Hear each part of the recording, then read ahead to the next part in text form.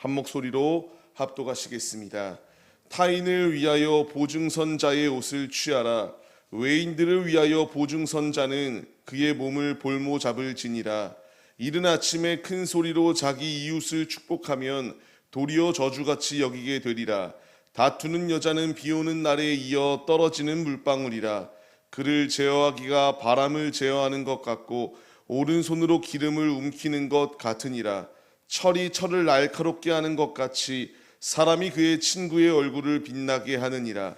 무화과 나무를 지키는 자는 그 과실을 먹고 자기 주인에게 시중드는 자는 영화를 얻느니라. 물에 비치면 얼굴이 서로 같은 것 같이 사람의 마음도 서로 비치느니라. 스올과 아바도는 만족함이 없고 사람의 눈도 만족함이 없느니라. 도가니로 은을, 풀무로 금을, 칭찬으로 사람을 단련하느니라. 미련한 자를 곡물과 함께 절구에 넣고 공의로 찌을지라도 그의 미련은 벗겨지지 아니하느니라. 내 양떼의 형편을 부지런히 살피며 내 소떼에게 마음을 두라. 대저 재물은 영원히 있지 못하나니 면류관이 어찌 대대에 있으랴. 풀을 벤 후에는 새로움이 돋나니 산에서 꼴을 거둘 것이니라. 어린 양의 털은 내 옷이 되며 염소의 밭을 사는 자는 값이 되며 염소의 젖은 넉넉하여 너와 내 집의 음식이 되며 내 여종의 먹을 것이 되느니라. 아멘. 할렐루야. 오늘도 예배의 자리 가운데 모이신 성도님들 주님의 이름으로 환영하고 축복합니다. 오늘 같이 나눌 말씀의 제목은 말씀을 통하여 주시는 은혜라는 음성 가운데에서 우리가 은혜를 나누려고 합니다. 우리의 걸어가는 길은 미련한 길을 걸어가는 것이 아니라 지혜로운 길을 걸어가길 힘써야 됩니다. 주님이 나에게 주시는 말씀을 들을 때여야지만이 지혜 있는 자이다라는 것을 잠언서의 말씀을 통하여 계속하여 우리에게 말씀해 주시고 있습니다.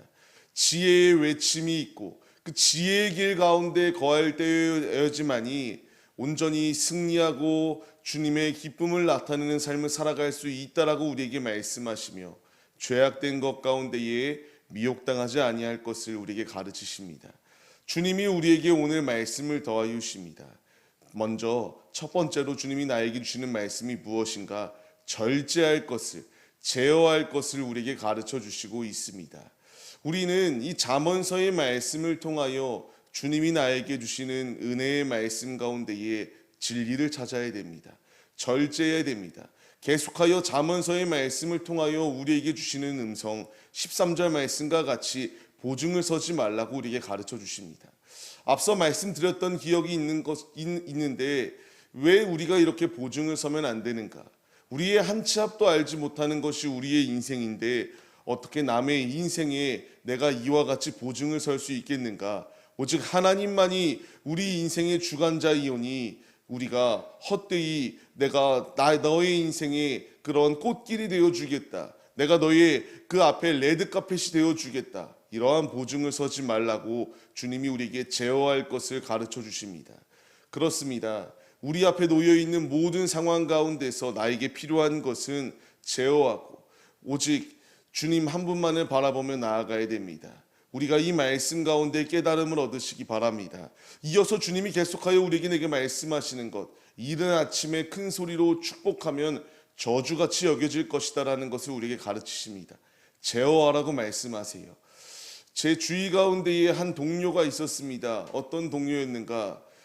그가 동생이건 형이건 친구이건 누구에게나 사랑한다라고 말하였던 한 동료가 있습니다. 근데 말을 해도 듣지 않습니다.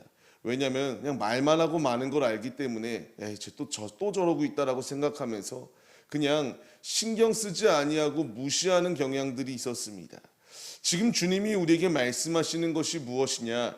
왜 이 이른 아침에 큰 소리로 축복하면 저주같이 여겨지는가? 우리가 깨달아야 됩니다. 왜냐하면 이른 아침 가운데에 누군가는 아침에 잠을 자는 이들도 있을 거고 이른 아침 가운데에 출근을 하기 위하여 준비하는 이들이 있을 것입니다. 근데 그 상황과 지금 그 상황과 상관없이 그냥 그 앞에 가가지고 고래고래 소리 지르며 축복한다라고 하는 것은 되려 그 가운데에서 더 큰 화로 다가오기 때문에 절제하는 삶을 살아가야 된다라는 것을, 이것은 되려 저주이다라는 것을 우리에게 가르쳐 주십니다. 말뿐인 것은 아무 의미가 없습니다. 행함이 없이 그냥 말로만 축복한다, 사랑한다, 내가 너와 함께한다, 이런 말은 의미가 없다라고 주님이 가르치시고 있습니다. 나에게 필요한 것은 내가 하고 싶은 말들이 분명히 있습니다. 그렇다고 그 말을 다 하고 이른 아침 그 집 앞에 가서 큰 소리로 외치는 이 미련한 자와 같이 우리가 저주스러운 말을 하는 것이 아니라 우리에게 필요한 것은 절제가 있어야 된다라는 것을 가르쳐 주세요. 고린도전서의 말씀을 보면은 무엇이라 말씀하나요? 아무리 그 말이 방언과 천사의 말이다 할지라도 그 안에 사랑이 없으면은 그냥 소리나는 구리와 꽹과리에 불과하다라고 분명히 말씀하시고 있습니다.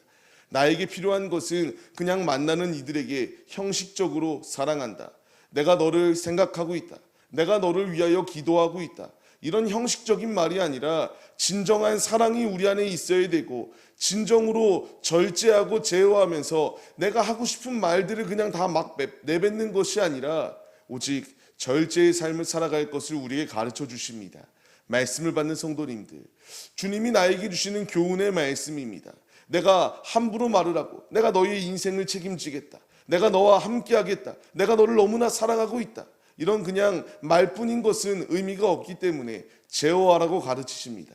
우리가 이 말씀 가운데 깨달음을 얻어서 매 순간순간마다 내가 착한 행실을 펼치고 내가 하는 그냥 그 말 때문에 남에게 되려 하나님의 복음이 저주스러운 말로 들리지 아니할 수 있도록 깨어있는 자들의 모습이 우리 모두의 모습이 되시기를 소망합니다. 이어서 주님이 나에게 말씀하십니다. 그렇기 때문에 이 말씀과 같이 비 오는 날에 다투는 여자를 생각해봐라. 그 가운데에서 그 비 오는 날에 이 여인은 떨어지는 물방울과 같다. 17절 말씀을 보게 되면 16절 말씀을 보게 되면은 그렇기 때문에 제어할 수가 없다. 바람을 제어하지 못하는 것처럼 오른손으로 기름을 졌을 때에 기름이 미끄러워서 손에 담기지 아니하는 것처럼 제어하라고 우리에게 가르치십니다. 우리가 이 말씀 가운데 깨달음을 얻어서 계속하여 말씀드리는 것처럼 우리의 인생을, 우리의 삶을, 우리의 신앙을 제어해야 됩니다. 영적 민감함이 있어야지만이 이 우매한 자리 가운데 거하지 아니할 수 있습니다. 우매한 자들은 함부로 말을 하고 우매한 자들은 내가 모든 것을 통솔할 수 있다, 제어할 수 있다라고 생각합니다. 이것은 하나님의 뜻이 아닙니다. 우리가 분명히 깨달아서 교만한 자리 가운데 있는 것이 아니라 제어하고 절제하여 주님의 길을 걸어가시기를 소망합니다. 이어서 주님이 나에게 말씀하시는 것, 유익을 끼치는 자가 되라고 우리에게 말씀하십니다. 저 역시 이러한 삶을 살아가고 싶습니다. 매 순간순간마다 나의 행실로 나의 삶을 통하여 누군가에게 큰 유익을 끼치는 자가 되기를 원합니다. 이것은 누구에게나 같은 고백일 것입니다. 누구에게나 삶의 자리 가운데서 비난받고 조롱받는 것이 아니라 우리가 이 사람 때문에 이 만남이 너무나 유익하다, 이 만남을 더 하고 싶다, 또 만나고 싶다, 이러한 자리 가운데 거하고 싶으실 것입니다. 그렇기 때문에 주님이 우리에게 말씀하십니다.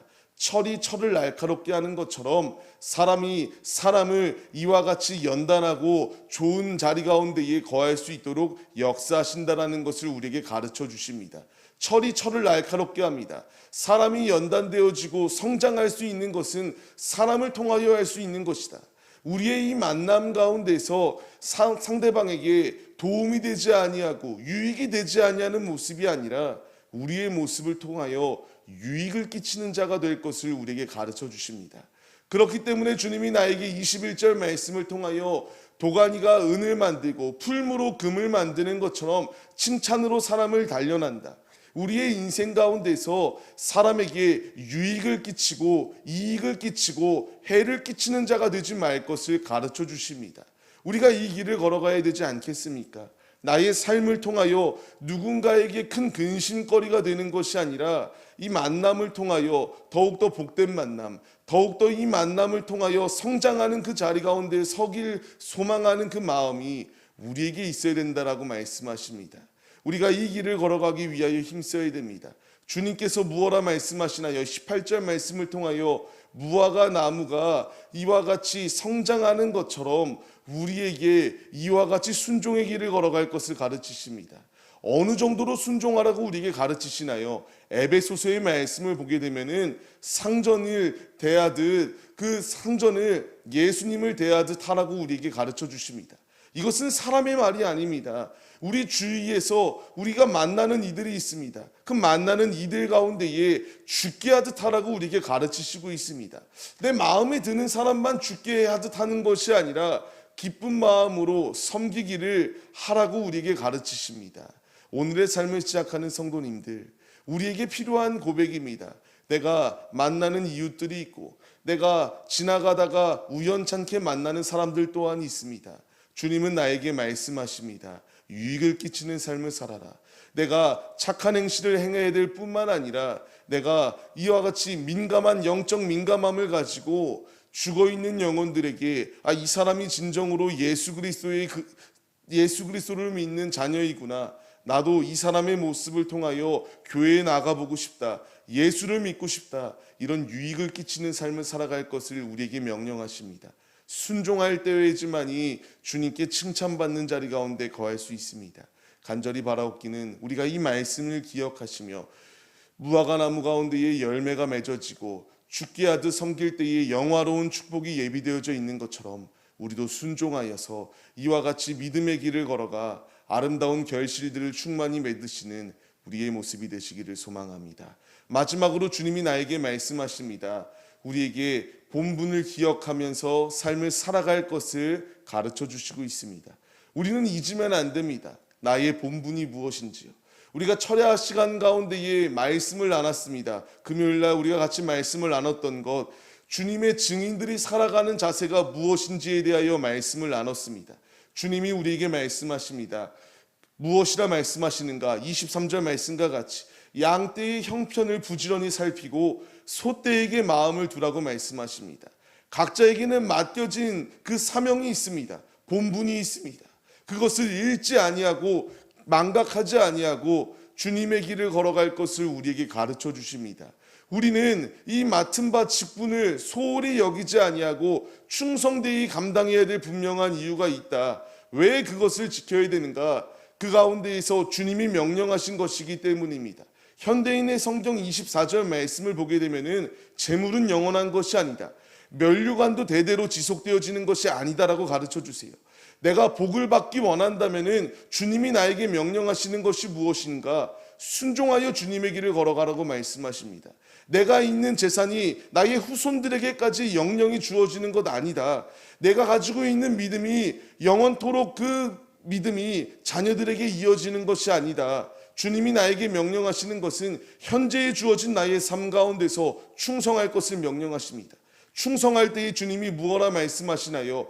어린 양의 털이 우리의 옷이 되어진다라고 말하고 염소는 밭을 사는 값이 된다라고 말합니다. 우리의 음식이 될 것이고 우리의 먹을 것이 될 것이다라고 가르쳐 주세요.